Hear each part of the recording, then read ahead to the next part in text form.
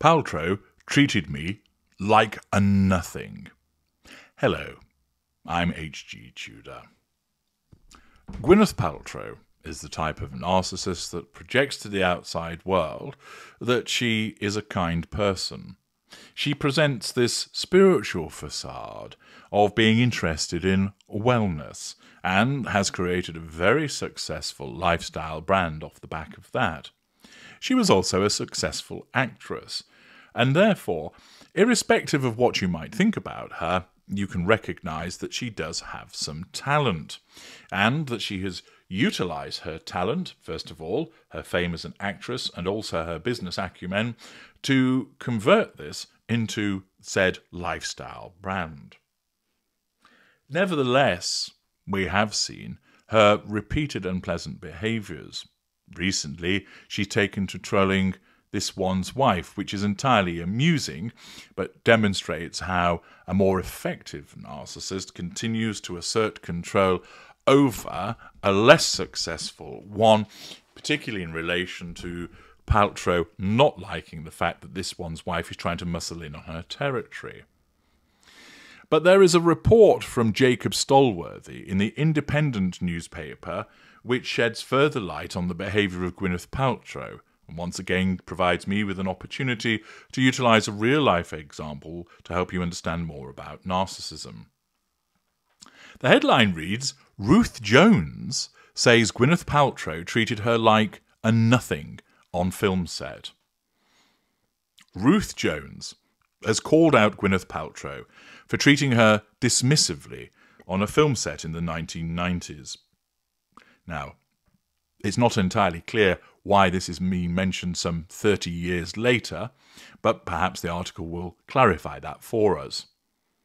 The Gavin and Stacey writer and actor, who is currently writing a Christmas special with James Corden, arsehole, made her screen debut in the 1996 Emma, which starred Paltrow as the titular Jane Austen character. The film, written and directed by Douglas McGrath, saw Jones play a maid working for the Bates family, a role she described as a job I remember for several reasons. According to the Welsh Star, she originally had 2 lines until Oscar-winning actor Paltrow requested one of them be cut, which she found heartbreaking. Addressing the encounter on Wondery's podcast Bride and, which is hosted by her Gavin and Stacey co-star Rob Brydon, Jones said, "I had 2 lines. I had to announce Gwyneth Paltrow and say, 'Miss Woodhouse is here.' And then I had to say, 'Goodbye, Miss Woodhouse,' at the exit and let her out. And Gwyneth Paltrow cut one of my lines." Well, those lines hardly seem to be offensive in any shape or form. Jones claimed that Paltrow, showing no solidarity with her being new to the profession, said, "Does she really need to say that? Can I just come in?" Imagine this for people who are starting out. If you've got 2 lines and somebody cuts 50% of your script, it's heartbreaking. Jones said she even tried to engage Paltrow with conversation in between takes, but the Hollywood star, who had appeared in David Fincher's Seven the year before, was quite dismissive of her. Now, it might be that Jones is overreacting somewhat to the cutting of the line, but remember, given that Paltrow's a narcissist, her behaviour when she's interacting with other people is governed by, yes, the prime aims. You should never lose sight of the fact that when a narcissist is engaging with another human being or is contemplating doing so, then the prime aims, like that background app, are the main consideration.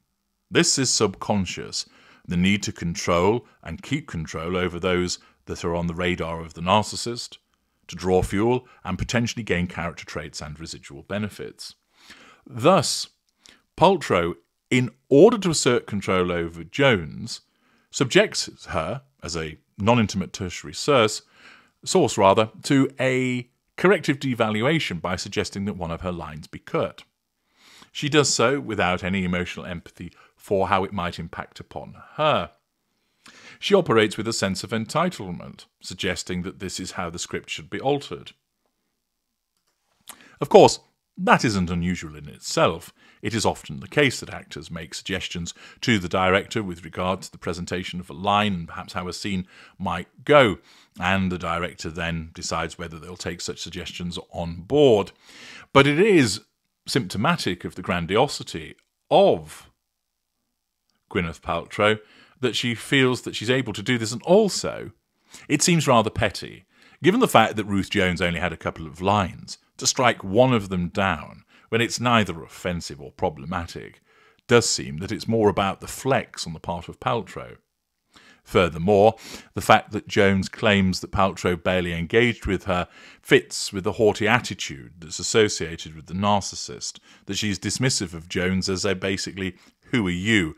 I don't have to bother with you."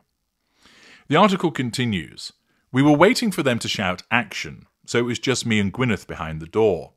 She did not want to talk to me. I was a nothing. I did have 2 lines, now down to 1, so I tried to make conversation with her."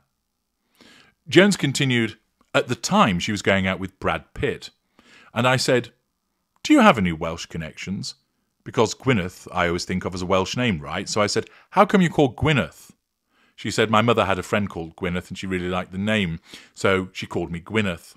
She was quite dismissive of me, so I'm thinking it's an old woman's name where I come from, so when you get married you're going to be called Gwyn Pitt."